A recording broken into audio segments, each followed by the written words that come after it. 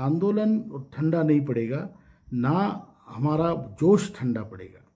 अगर सरकार को ये गलतफहमी है कि इनको डिले करने से बुढ़े बैठ जाएंगे, ना, ये बुढ़े नहीं है, ये देश के बाप है, ये करेंगे बहुत बढ़िया तरीके। हेलो नमस्कार दोस्तों ईपीएस 95 पेंशनों के लिए बहुत बड़ी खुशखबरी है। जी हाँ दोस्तों, अशोक रावत जी ने एक नारा बनाया है। वो क्या है? जो पेंशनरों का काम करेगा वो देश पर राज करेगा। जी हाँ दोस्तों, तो दोस्तों अशोक रावत जी ने और क्या क्या उन्होंने ईपीएस 95 पेंशनों के बारे में बोला है कि गवर्नमेंट कब तक उस पेंशन को बढ़ाएगी, और गवर्नमेंट यदि बढ़ा रही है, ठीक है, तो उसमें देरी क्यों कर रही है, क्या इससे आचार संहिता के कारण कहीं गवर्नमेंट की जो पेंशनों में वृद्धि हो रही है उस पर रुकावट आ सके। इन सभी का जवाब आज अशोक रावत जी ने खुद लाइव आकर बताया है। ठीक है दोस्तों उससे पहले आपको बताना चाहता हूं, यदि आप मेरे चैनल पर नए हैं तो चैनल को सब्सक्राइब और वीडियो को लाइक जरूर करें, ताकि मैं आपको इस प्रकार की हेल्पफुल वीडियो लाता हूं। सबसे पहले मैं आपको बता दूं कि मैंने जो भी पहले ईपीएफ पेंशनों की जो भी अपडेट बताई वो हमेशा सही और जेन्युइन बताई। ठीक दोस्तों, क्योंकि मैंने आपको एक कल वीडियो डाली थी, उसमें भी मैंने आपको अशोक रावत जी के द्वारा जो बोला गया था वही मैंने आपको लाइव अपडेट में बताया था। ठीक दोस्तों, क्योंकि बहुत सारे मेंबर ऐसे हैं जो मुझे कमेंट करके बोल रहे हैं कि सर आप फेक न्यूज़ दे रहे हो। अरे भाई लोगों, मैं फेक न्यूज़ नहीं दे रहा हूँ, क्योंकि अशोक रावत जी ने जो बोला मैंने उसको आपको आकर बताया, क्योंकि अशोक रावत जी ही है जो राष्ट्रीय संघर्ष समिति के अध्यक्ष हैं, जो सभी ईपीएस 95 पेंशन है उन सभी के आंदोलन के कमांडर है। ठीक दोस्तों, वो बोलेंगे तो उसका आप सभी को विश्वास भी करना होगा। अब आपको मैं बता दूं, अशोक रावत जी ने बोला है कि गवर्नमेंट इसमें देरी तो कर रही है, लेकिन वो ऐसा नहीं सोचे कि ये बुजुर्ग लोग हैं, बूढ़े लोग हैं, ये थक जाएंगे। उन्होंने बोला है कि नहीं, गवर्नमेंट से लड़ेंगे, क्योंकि ये बुजुर्ग ही उन गवर्नमेंट के बाप है।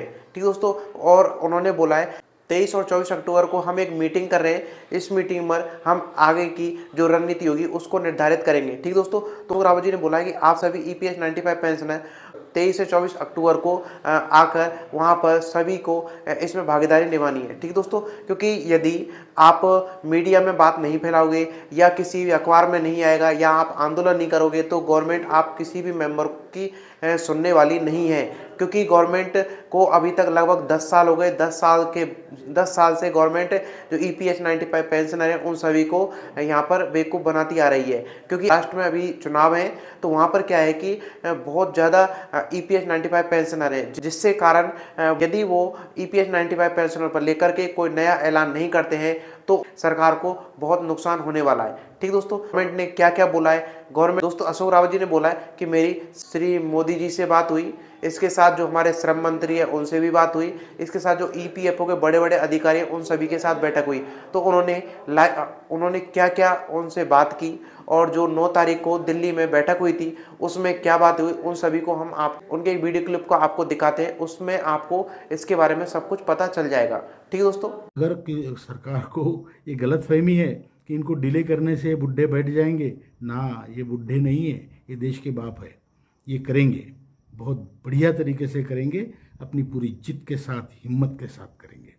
हम ऐसे हारने वाले नहीं हैं। कि हम लोगों को जागरूक करते हैं, सभा लेते हैं, इसका कारण यह है कि हमारा आंदोलन का 90% एनर्जी जो जाती है वो लोगों को जागरूक करने में जाती है। क्योंकि वेरिड लोग हैं, अलग अलग स्तर के लोग हैं, एजुकेशन स्टैंडर्ड हो या रिमोट एरिया में रहना हो, शहर में रहने वाले लोग हैं, गांव में रहने वाले लोग हैं, ये पूरे भारत में बिखरे हुए लोग हैं। और इनको इकट्ठा करके, और वो भी ऐसे लोग जिनके पास पैसा भी नहीं, आरोग्य नहीं और उम्र भी नहीं, इन लोगों को इकट्ठा करके आंदोलन खड़ा करना, इसमें एनर्जी तो जाती है। तो हमारे जितने नेतागण हैं वो सभी इसी प्रयास में हैं कि आंदोलन बढ़े, हमारे लोग ज़्यादा से ज़्यादा इसमें आए और अपनी बात सरकार तक हम पहुंचाएं। महाराष्ट्र की सिचुएशन बिल्कुल अलग है। महाराष्ट्र में एक तो ईपीएस 95 के पेंशन धारकों की संख्या बहुत सब्सटैंशियल है, बहुत ज़्यादा है, वो बहुत बड़ा वोट शिफ्टिंग यहाँ पे हो सकता है। और यहाँ पे तो कुछ ऐसे इनिशिएटिव सरकार की तरफ ईपीएस 95 पेंशनरों के लिए अभी तक नज़र नहीं आए। और हमारा तो मतलब पहले से यही नारा है, जो पेंशनरों का, ईपीएस 95 पेंशनरों का काम करेगा वो देश पे राज करेगा।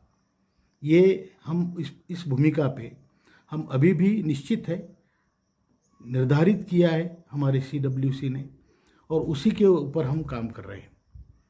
इसका जो हमारा दौरा है, टूर है, वो भी कर रहे हैं। अभी 23 तारीख को प्रयागराज में हमारी बहुत बड़ी सभा है।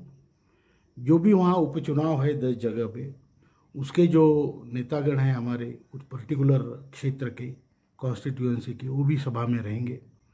और 24 तारीख को हम कानपुर में भी बड़ी सभा ले रहे हैं। और इन सभाओं में पेंशनर को जागरूक तो करेंगे ही, बल्कि जो संगठन की नीति है इलेक्शन के मामले में, जो हमारा कहना है, जो हम उजागर तरीके से हमने कहा है, दिल्ली के जंतर मंतर से कहा है, मुंबई में आज़ाद मैदान से कहा है, वही नीति हम वहाँ प्रसारित करेंगे। हमारी नीति स्पष्ट है, जो पेंशनरों का काम करेगा वो देश पे राज करेगा। ऐसा तो नहीं है कि हम कहीं से कुछ फ्री में मांग रहे हैं या हम कुछ भीख मांग रहे हैं। हमारा पैसा जमा है भाई, उसका हिसाब हम मांग रहे हैं, और हम चाहते हैं कि हमारा पैसा हमारी ज़िंदगी में कुछ काम आए, हम एक डिग्निफाइड लाइफ जिए, और हमें जो संविधान से हमें अधिकार दिया है, और डिग्निफाइड लाइफ मौत भी हम मरे। अभी 9 तारीख को हमारे महासचिव आदरणीय वीरेंद्र सिंह जी दिल्ली गए थे। हमने उनको रिक्वेस्ट की थी कि आप दिल्ली जाएं, और मेरा नहीं जा पाना हो रहा था, तो वो खुद वहाँ पे गए। उनके साथ हमारे बहुगुणा जी थे, राणा जी थे, दिल्ली के हमारे राष्ट्रीय सचिव रमेश बहुगुणा जी, और BS राणा जी जो हमारे दिल्ली प्रदेश के अध्यक्ष है।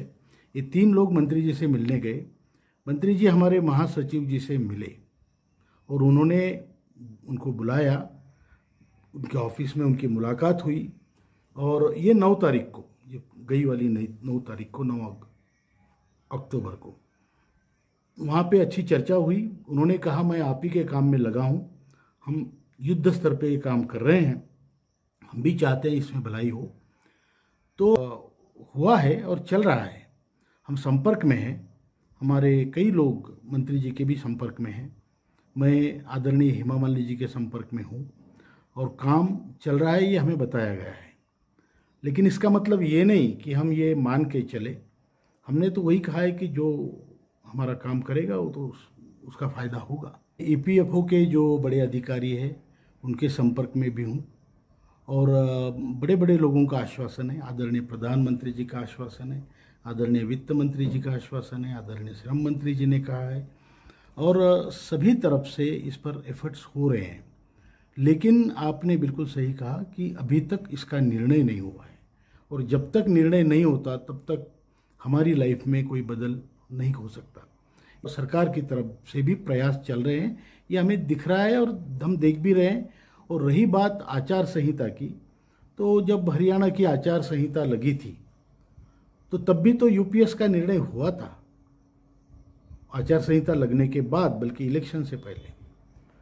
तो हमारा भी हो सकता है, क्यों नहीं हो सकता है, क्योंकि महाराष्ट्र की आचार संहिता है, और ये जो पर्टिकुलर प्रॉब्लम है ये प्रोसेस में है, ये कई दिनों से प्रोसेस में है। तो इसका डिक्लेरेशन पर आचार संहिता का कोई संबंध नहीं है या प्रभाव उसका नहीं है।